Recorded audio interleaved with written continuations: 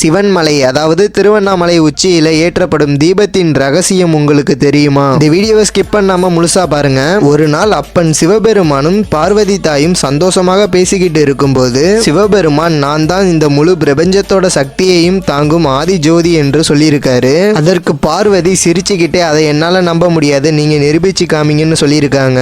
கோபத்தோட உச்சத்துக்கு போன சிவபெருமான் தன்னை ஒரு முழு பிரபஞ்சத்தையும் நிரப்புற ஒரு ஜோதி அக்னியா மாறி இருக்காரு. அந்த அக்னி ஜோதியை பார்த்த பிரம்மனும் விஷ்ணுவும் வியந்து போய் அந்த ஜோதியின் ஆரம்பத்தையும் முடிவையும் பார்க்கறதுக்காக முயற்சி செய்ய முடிவு பண்றாங்க. பிரம்மன் அன்னப்பறவையாக தன்னை மாற்றிக்கொண்டு வானத்தில் பறந்து அந்த ஜோதியின் உச்சியை தேடி போயிருக்காரு.